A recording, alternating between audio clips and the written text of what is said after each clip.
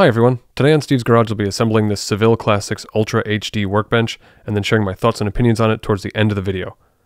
Feel free to use the chapters to skip around if you're looking for any specific information regarding the workbench, and if you're interested in purchasing one for yourself, I highly suggest finding it at Sam's Club. It's by far the best price out of any of the retailers out there. It comes with everything you need to assemble it, instructions, tools, and hardware. You can assemble it with their tools, but you'll see me using my own tools since it does make assembly a little bit easier.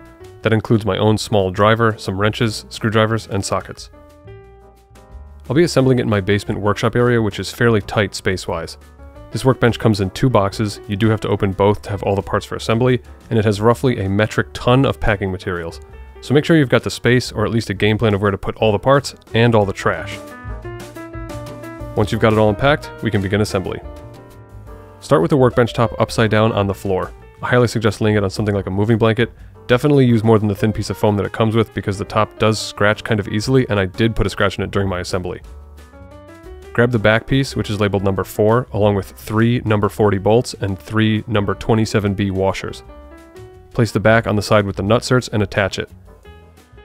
Right here is a great example of the assembly being a lot easier with real tools as opposed to the tools it comes with. Even if you don't have power tools, a ratchet would make your life a lot easier, but again, there's no need to go out and buy anything if you don't have it. The tools that they supply are totally doable. Next, we're attaching the side panels and inner slide supports. We'll start with number 1, which is the left side panel. All panels are attached to the back using number 15 screws, and remember that we're building this thing upside down, so we start on the right and work to the left. Also make sure that you've got the panels facing the correct way by making sure that the drawer slides extend out away from the back and not into the back. The first inner support is number 11 and it attaches the same way. It's easy to know which way is out because the number of slides should match the number of slides on the outer panel we just installed. The next, number 27, is a short one. It has 3 slides on each side, so again, double check your orientation. The last outer support is number 2. Pretty straightforward by this point. Can't really mess this one up. You'll see little protectors on all the slides and panel tabs. Some of them have fallen off for me, but you should go through and pull them all off now before continuing assembly where other parts of the cabinet will be in your way. Now it's time for the front frame, labeled part number 3. You'll need 11 number 15 screws, along with the same 3 number 40 bolts and 27B washers. Attach the front to the vertical support panels first, and then attach it to the wood top. I did have to loosen some things up a bit and shift it around to get it all situated, but I was able to get it all together, tighten back down, and it feels rock solid. Once that's all set, grab the number 5 base panel, 14 number 15 screws, and then fasten it to the front, sides, and back. Then it's time to install the 4 casters. You've got 2 fixed and 2 swivel. The swivels are for the handle side. I won't be installing a handle today or moving this thing around much, so it doesn't really matter to me, but think about how you'll be using the cabinet and if you're going to be moving it around at all. Install the casters however you see fit. They're secured to the base using number 17 screws, 4 on each wheel for a total of 16. There are 4 bumpers that install on the bottom corners using a small package of black screws. They're only for these, so grabbing the correct ones isn't really an issue.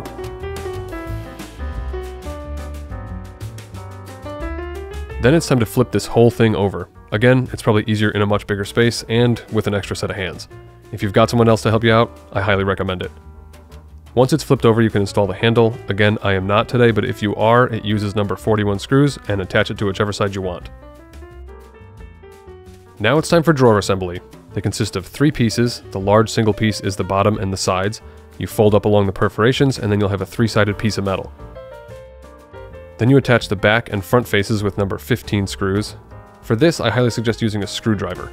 I used the screw gun on the first one and it was a little much. It's pretty thin metal, so the nutsert started to spin, one cross-threaded, it wasn't great. This is absolutely more user error than product error, but just do it by hand with a screwdriver and you'll be fine. All the drawers assemble the same way regardless of size, so I won't bore you with the video of that entire process. As you know, if you bought this, there are 11 drawers. Just figure out a workflow and get it done. Once they're all assembled, you can install them into the cabinet. There are small tabs on the slides and small cutouts on the drawers. You'll have to pull all the slides out, drop the drawers onto the slides, and make sure that the tab locks into the slot in the drawer.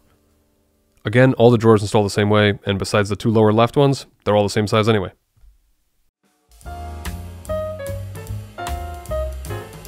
Now that all the drawers are installed, it's time to secure and adjust them.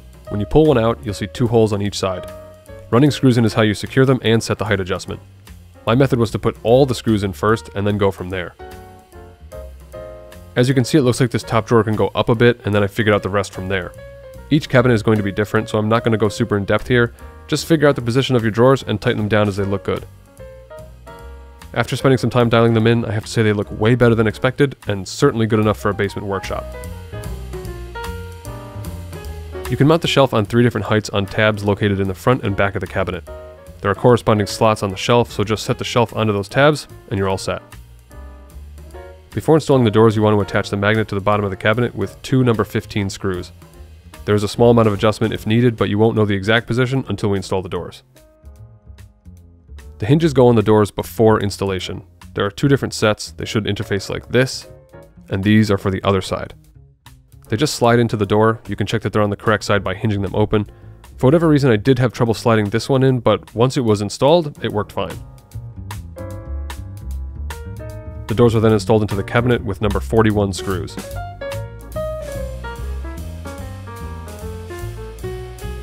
Now that everything is together, it's time for the finishing touches. The cabinet comes with drawer liners, which is pretty nice. I've cut and installed drawer liners in the past, and I have to say having them all pre-cut and ready to go is really nice, especially with how many drawers this cabinet has.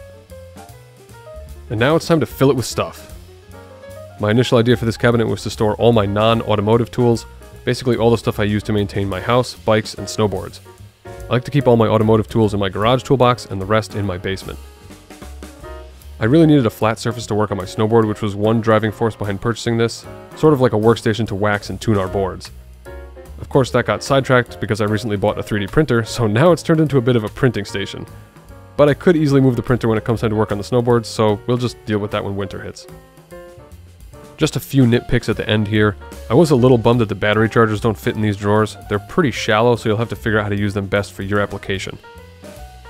I can confirm that 3D printer filament rolls fit, which is really nice. The large bottom drawer only has a single slide per side, so you can't really load it up with a bunch of weight. I chose to store some larger, lighter items in that drawer. The last thing I want to touch on is the size and how this thing is packaged. It's 72 by 20, which is pretty long, but not quite as deep as your standard toolbox at like 22 or 24. That makes it a lot easier to fit through doorways, which was great for me because this was going in the house and not just staying in my garage. As far as coming disassembled in 2 flat packages, that makes it really easy to transport in pretty much any car you own, as opposed to needing a pickup truck or a moving van to move a fully assembled tool cabinet like you'd buy at other big box stores. Overall, I think this is a fantastic cabinet that could serve many different purposes. I would say it's lighter duty than my US General tool cabinet, but it could absolutely stand up to garage usage for the right person. If you've purchased one, leave a comment and let me know where you're using it and how you like it. If you've enjoyed this video, think about subscribing, and maybe check out some of my other garage setup videos here. Thanks so much for watching, everyone.